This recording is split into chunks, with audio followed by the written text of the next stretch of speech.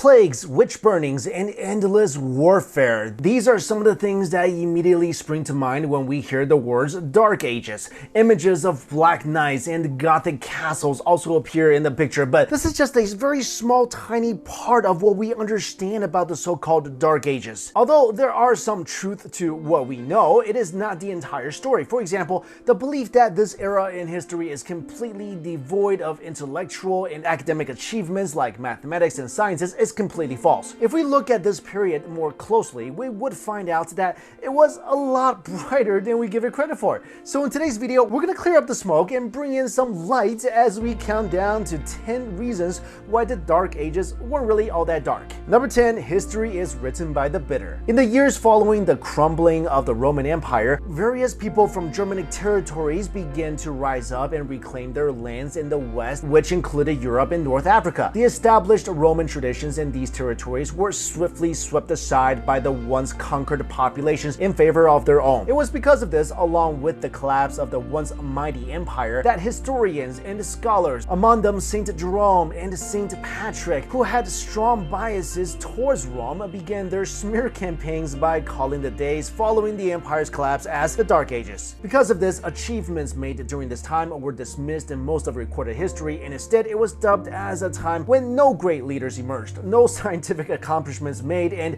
no great art was produced. Talk about being bitter. Number 9, a relationship made in heaven. After the fall of Rome, a leadership vacuum was created, and Europe was lacking a centralized political force apart from the brief reign of Charlemagne. It was during this vacuum that the church grew into one of Europe's most powerful institutions. And thanks to Saint Anthony of Egypt, the Catholic Church in the Middle Ages was the institution to which kings and queens would draw their authority, redefining the relationship between church and state as monarchs are crowned and given holy mandates by the Pope himself. This meant that the papacy would be the apex of political and religious power during this time, since monarchs can't really monopolize power without a nod from Rome, beginning with the papacy of Gregory the Great from 590 to 604 AD. This influence would stretch even after Gregory's death and into the High Middle Ages, where the church flourished in power from 1000 to 1300 AD. The limits on royal power imposed by the church would therefore pave the way to historical milestones such as the Magna Carta and the birth of the English Parliament. Number 8, the implications of monasticism. The dominance of the Catholic Church in the Middle Ages spawned discontent from many scholars, especially those in the Protestant Reformation in the 16th century and the Enlightenment movement of the 17th and 18th centuries. They branded the church as unenlightened, with the strong belief that the church and the clergy repressed intellectual advancements in order to strongly impose religious piety and submissions. This was far from the truth. During the rise of monasticism and the establishing of early Christian monasteries, many of these monasteries encouraged learning and literacy. Many medieval monks, in fact, were artists as well as patrons of the arts. Considered to be the father of Western monasticism, Saint Benedict of Nursia was one example of this. After founding the great monastery of Mount Cassino, Benedict laid down his Benedictine rule that would outline standards for the monastery and congregation, as well as limiting the power of the abbot, a rule that quickly spread across multiple monasteries throughout Europe. However, what's even more revolutionary about the Benedictine rule was that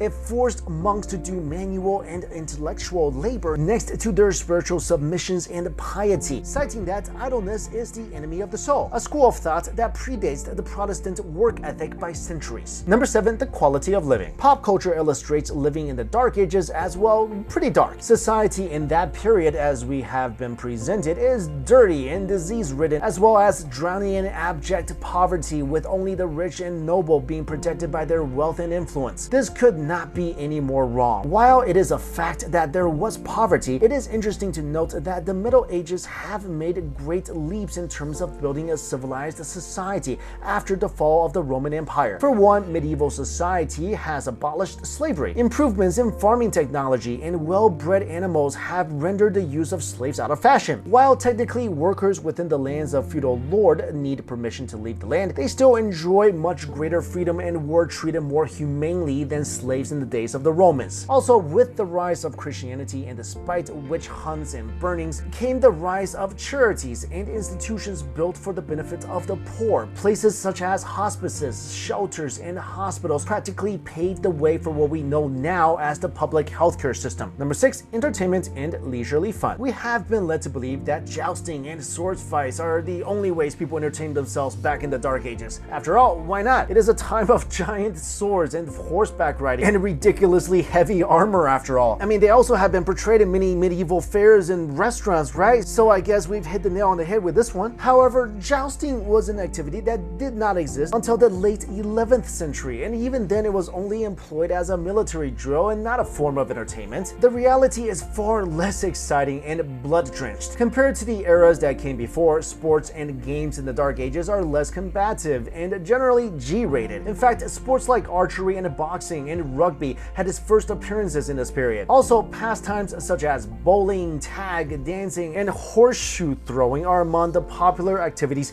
people enjoyed back then. Compared to the gladiator fights in the Roman Colosseum, leisurely fun in the Dark Ages isn't exactly dark. Number 5, every day was constant warfare. We've seen Game of Thrones and have a slight idea of how living in an era such as the Dark Ages is like, minus the dragons. Even in historical films like those depicting the life of King Arthur, medieval times was an era in history that is all about war. It seems like every day people's lives involved going off to war or being carted back into their kingdoms because of a war. What is interesting is that compared to the era of the Roman Empire, the Dark Ages had much more lasting peace. Sure, there would be battles here and there against barbarians or smaller regions in revolt, but the differences between the two ages is the scale of warfare. The Romans went big, taking on one country after another with legions that numbered at least 100,000 troops fighting battles that would last decades. After the empire's fall, people and rulers in the Dark Ages learned from this mistake and were able to organize their territories and societies properly. One example is the introduction of the feudal system. Land was divided and distributed with extra incentives for those serving in the military. And since there wasn't enough land to begin with, armies would normally just number about 20,000 soldiers, and battles were more of quick skirmishes than wars that would last generations. And what became more important to soldiers was to look after their lands in order to earn a living. So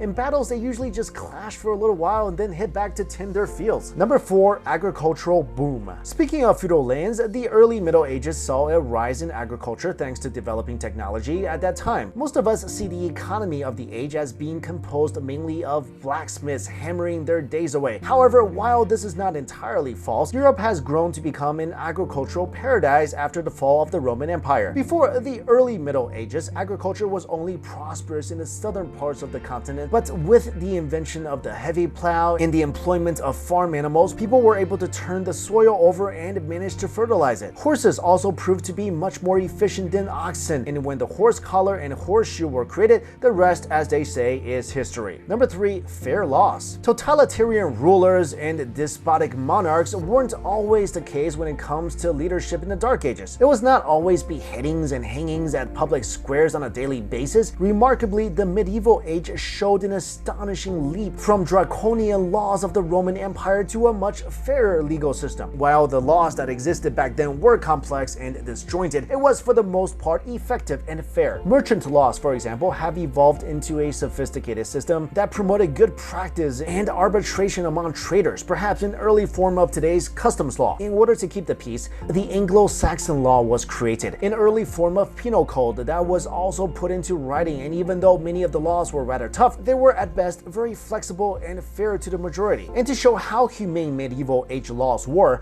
the creation of the early Germanic law allowed a person to be tried by his own people in order to avoid being disadvantaged by ignorance or cultural differences. You could say that this was the start of the jury system that we now apply today. Number 2, leaps in science and mathematics. A problematic misconception about the Dark Ages is the belief that the early Christian church strongly opposed and suppressed scientific studies such as astronomy. However, there is no historical evidence that supports this idea. While scientific progress in Western Europe was at a snail's pace, it was, however, steady and moved forward with little obstacles, thus laying down the foundation that would propel future advances later on and through the Renaissance. And finally, number 1, a cultural revival. What is less known about the Dark Ages is that along with the sciences, art, culture, and literature flourished and saw a revival under Charles the Great, better known as Charlemagne. Crowned as Holy Roman Emperor by Pope Leo III, Charlemagne sought to bring a centralized state and a stable government. His reign promoted educational reform and ensured the preservation of classical texts, as well as the rebirth of Roman-style architecture. Another key advancement that would later on influence the Renaissance was the introduction of a standard handwriting script. It created innovations such as punctuation, cases, and spacing between words. With this revolutionary movement in literature, it has opened the door to the production of books and other documents on a wider scale. Though this script was short-lived, dissolving by the end of the 9th century, its contribution to early medieval society has certainly made the Dark Ages much brighter. So yeah, not as bad as we all thought. Alright guys, thank you all so much for watching this video. I'll see you later.